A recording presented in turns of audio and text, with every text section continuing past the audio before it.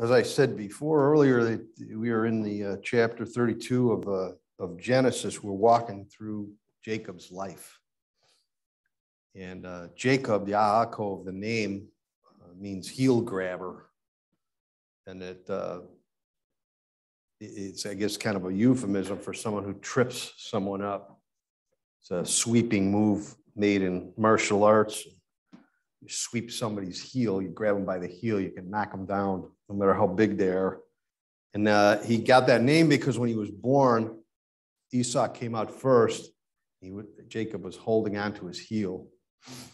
And there was the prophecy was that as time went on, even though he was the younger, he would be served by the older. And it is so true today in the Haftorah reading, and I believe it's in Amos. I have to look. I keep getting confused about that. Obadiah, I was wrong. The book of Obadiah, once again, God really makes an emphatic point that the descendants of Esau would not survive. And when the Babylonians carried the Israelites off to Babylon, about 587 BCE, they destroyed Edom. They destroyed Esau's people. And they were still hanging around, some of them, but they got wiped out. And it says in Obadiah that the reason he destroyed them is because of their pride. They kept coming back saying, you can destroy us, but we're going to come back and build in the high mountains where no one can get us. It's kind of laughable when you think about God that created the high mountains. No one can get us. Oh, sure. But Jacob, on the other hand, as we are told, was a peaceful man who lived in tents.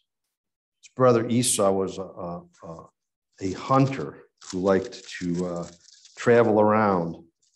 And so you can imagine what we see this week is the first beginning of it all is that Jacob sent messengers before him because he was heading back home. And he knew that his brother Esau had made a vow to kill him when Isaac died. It's kind of a funny passage where Isaac says, I'm at the end of my days, and Esau, he wants Esau to make him a meal, and that's when Jacob steals the blessing, because when you look at that passage, Isaac was probably about maybe 120 years old. He lived to be 180. It had to be another long 60 years if he felt like he was dying at 120. But he's going back, and he's very wealthy.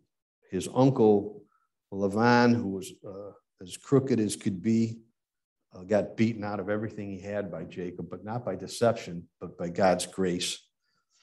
And we're told in the passage this week that Jacob realizes that.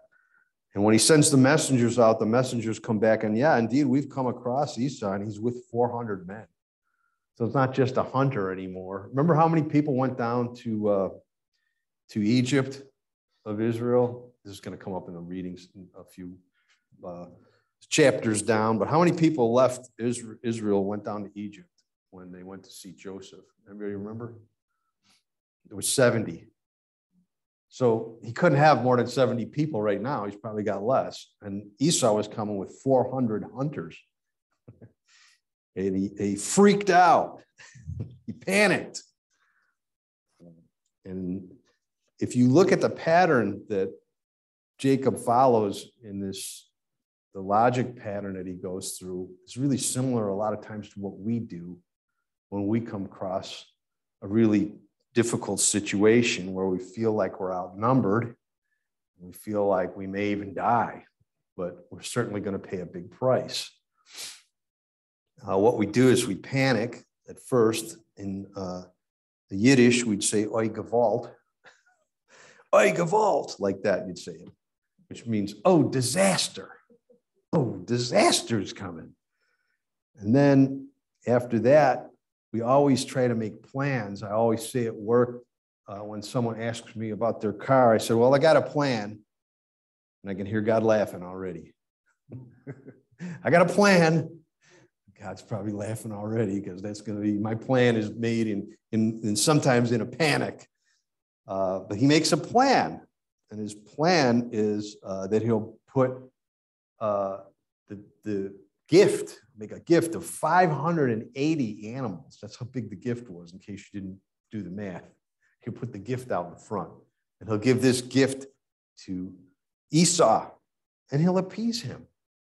And then he'll put the families, he'll spread them out. So if he attacks one, he'll have two companies. He's got this great plan. Then he does what he should have done in the first place. In chapter 9, he finally starts to pray. It's a great pattern, too, that he prays in. If you want a pattern for prayer, you should look at this prayer. He says, "Oh, God of my father Abraham and God of my father Isaac." Oh, Lord. Now, he reminds God of what he said. God said, "You did say, return to my country and my relatives, and I will prosper you." You said that, God. Can't call God on his promises in your life unless you know what they are. And the only place you're going to find them is in here.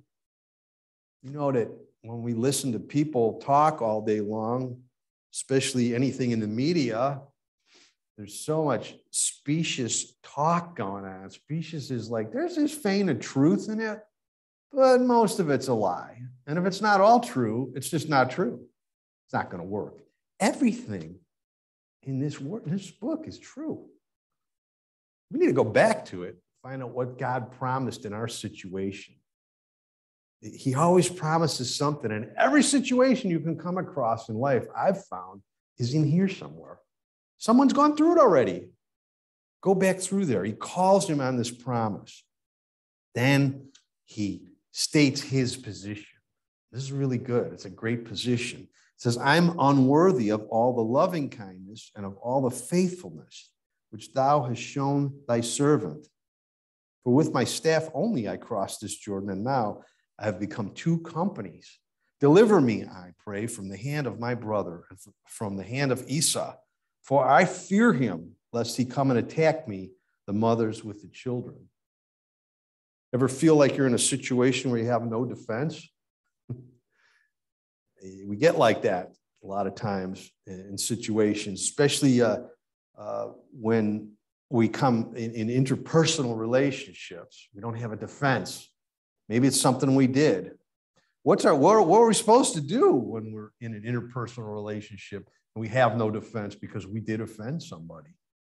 We're supposed to agree. We're supposed to confess it. That's what confessing is. Agree with that, with God first, because he's the first one we sinned against, and then the person. That's the beginning of reconciliation. That's where it starts. We're always supposed to be seeking reconciliation according to the scriptures. And so Jacob says he's unworthy of all the loving kindness and of all the faithfulness. And loving kindness in the old covenant, in the Hebrew Bible, loving kindness is akin to grace. Grace. And faithfulness is kind of akin to mercy. God is faithful.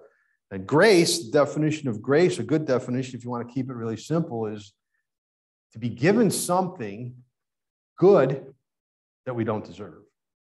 We didn't earn it. We don't deserve it. God gives us something good that we don't deserve. And mercy is kind of on the other side. It's where God doesn't give us something really bad that we do deserve. Mercy is to not get what we've earned. Our sin earns us bad consequences.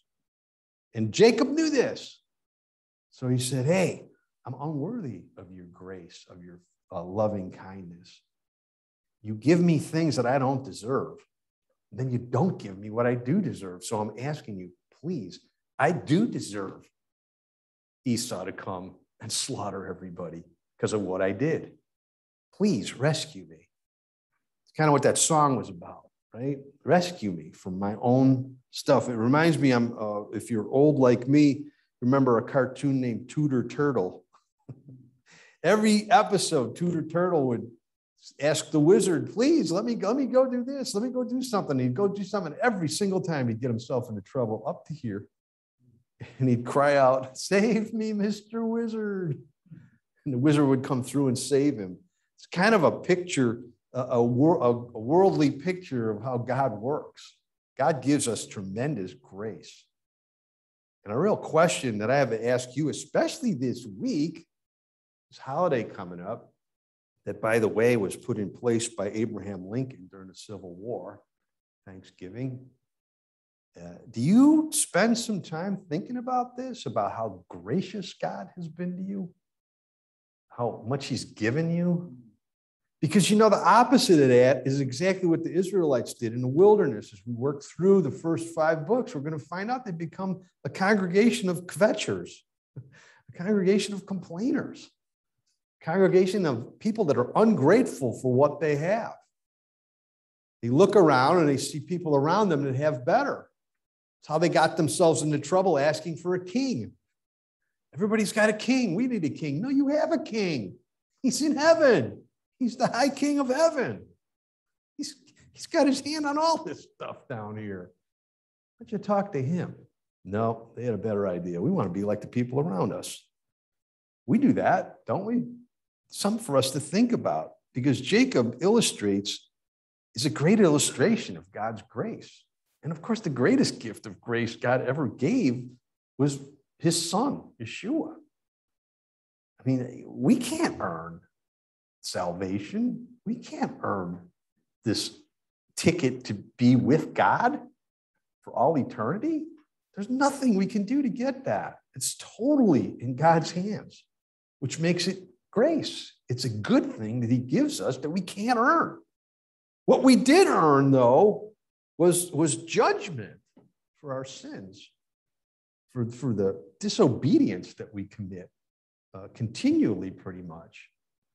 And that's where he comes through with mercy through Yeshua. And so believing in the idea that all you have to do is believe, don't have to come with money, don't have to come with gifts, don't even have to bring anything, just have to believe. It's just too easy for a lot of people.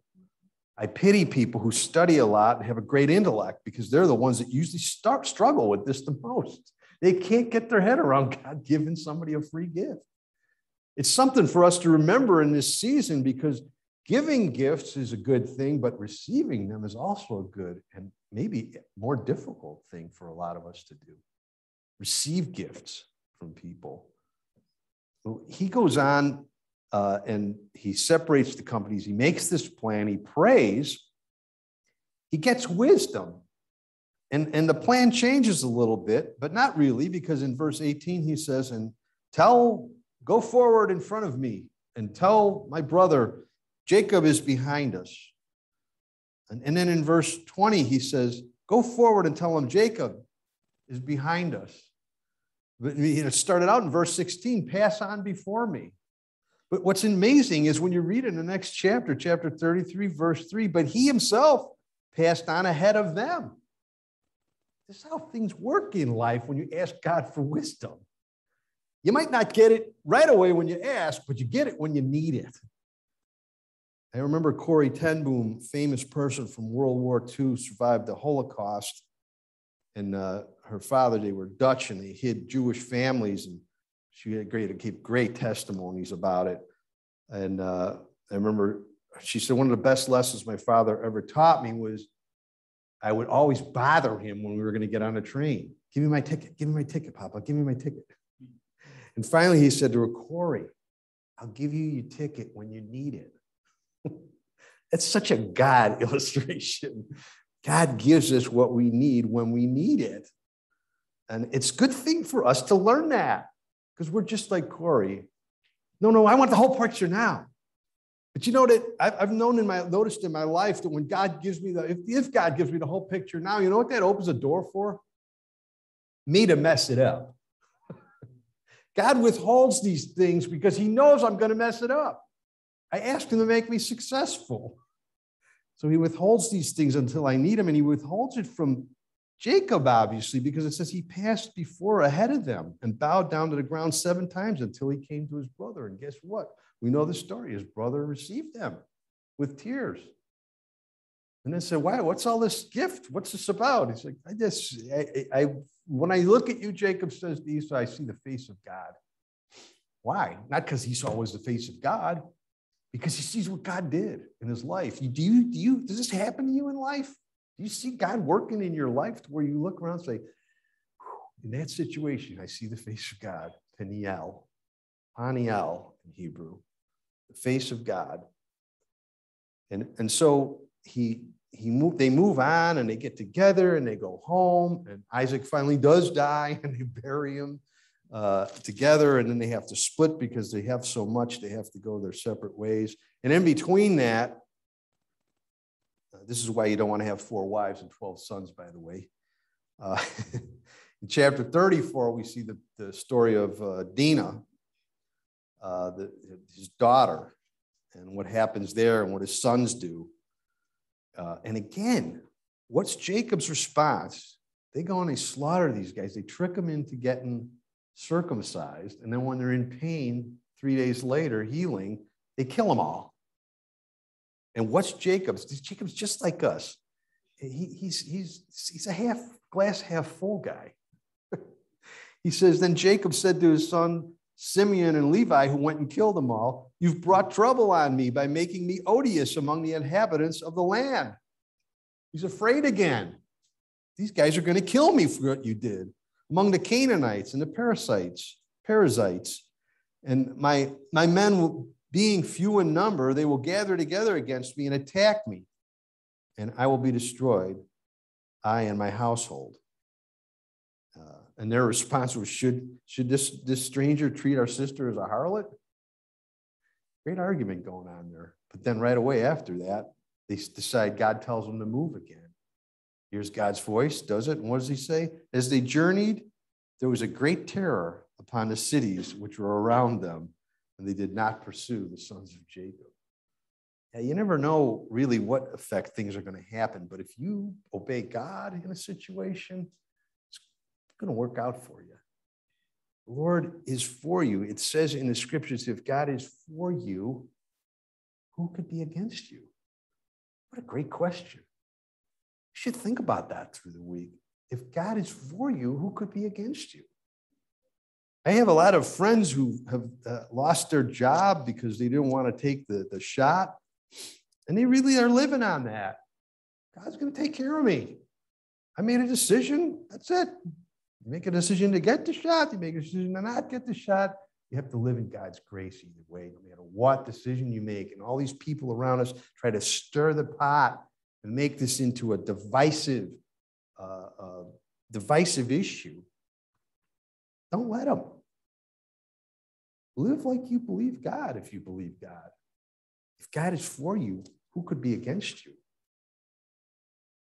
So what we see here illustrated, I think really clearly, is a point that Yeshua himself was trying to make and made many times in his ministry, in his life. I read it to you earlier. It's from Matthew chapter 10, verse 16. He says at the end of this story that he's telling, when he sent out the 12 disciples, like 12, after the 12 sons of Israel, he said, I send you out as sheep in the midst of wolves. Therefore, be as shrewd as serpents and as innocent as doves. And he shows that wisdom many times in his ministry. Just to name a few, in chapter 12, verse 25, after the Pharisees try to trick him, Yeshua, they try to trick him into, they ask him the question, why are your disciples not paying the tax? The poll tax to Caesar. And what does he come up with? He says, it's chapter 22, if you're following. Chapter 22 in Matthew. It's out of order here. Chapter 22, verse 22. He ends with the phrase, well, render to Caesar. Well, whose inscription's on this coin? And he said, no, it's Caesar's. Then render to Caesar what is Caesar's, and render to God what is God's. It's exactly what he's calling us to do. See, a lot of people want to rebel against the government, but you know what? He says in the scriptures, the government's there for a reason. It's to keep order. We're not supposed to rebel against them. We're supposed to give them what's theirs, and God will provide for us. and give God what's his. Most people are pretty good at giving the government what's theirs, aren't they? Why? Because they don't want to go to jail. I don't want the IRS after me. That's one good reason.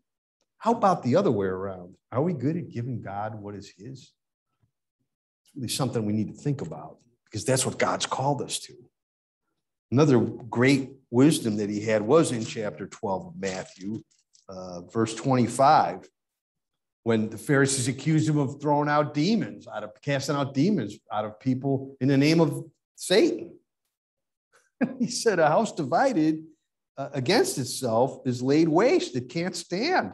Any city divided, it won't stand. He said, if Satan casts out Satan, he's divided against himself. How then shall his kingdom stand? Great wisdom. Really, I mean, this is the kind of wisdom we need in our lives every day to live our lives in a way that pleases God. When they accused him and his disciples of not washing their hands correctly, according to the tradition in chapter 15 of Matthew, just one more example, chapter 15, verse 17, he says, do you not understand? Everything that goes into the mouth passes through the stomach and is eliminated. It's not about washing your hands beforehand, but the things that proceed out of the mouth come from the heart. These defile a man. Great wisdom. I mean, great examples of wisdom that come, being as shrewd as a serpent and as gentle as a dove. And there's so many more. God's calling us to a much higher calling than the people around us who do not believe in him. And the world does not believe in him. See, there's no middle ground. Yeshua said it himself. If you're not for me, you're against me. There's no middle ground. We can't believe that. The world is going to try and convince us that. There's no middle ground. Either you believe God, you believe what he says, or you don't believe him. If you don't believe him, you don't have a good future.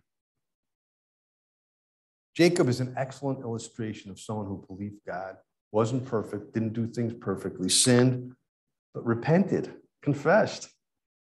He fixed relationships that made him God's. That's a mark of a godly person. Do you have that mark in your life? And that's a tough question. Don't let that bounce off you. Are you a person like the priest Aaron, like Jacob, who goes back and fixes broken relationships? Or are you a person who holds a grudge? Believe me, when I'm pointing a finger at you, there's three pointing back at me. The much harder way to go is to go back and try and be reconciled. And we know from experience the only way that works is if God's grace and mercy is involved. It's something to think about because the scriptures give us everything we need to be like God in that way. We choose, if we choose so, to be like the evil one. Can't always fix relationships. It's not whether you can fix the relationship or not. The real question is, in your heart, are you ready to? That's the thing to think about, especially in this time of Thanksgiving. We're going to get together with our family, the hardest people in the world to be around, generally speaking, right? Give it some thought. God wants us to work through this because he wants us to be like him, a fixer of relationships, someone who's ready to be in a humble enough position to fix broken relationships, not make them worse, not let discord go on. What do we see sown in the world around us? Turn the news on for 2 seconds, literally. Discord. Break that relationship up. You're different than me. You know what we all have in common? We're all human, and we all sin, and we all need God's grace and mercy. Let's give it some thought this week. Let's pray for one another right now. Father in heaven, we need you to step in here like we needed you to step in for us to come to believe. If those here that are hearing me right now do believe. And if you don't believe, I urge you to think about it. It's very simple. I'm a sinner, God, just like what Jacob said today. I need you. I believe Yeshua paid for me, for all my sins. I believe him. That's it. you're in. You're in the kingdom. And now that we who are in the kingdom, have been in the kingdom, study who God is. Father, help us to study him. Help us to be like him. We don't like to fix relationships. We are like the devil that way. We like to destroy them sometimes. Help us to turn our hearts, Lord, because that's where it begins. That's what Yeshua said. It's not what goes into us that defiles us. It's what comes out of us because it comes from our heart. Father, have mercy and grace on us and teach us how to be like you and be ready to reconcile. We pray for this, Father, for your glory and for your kingdom to move forward on earth. In Yeshua's name, amen.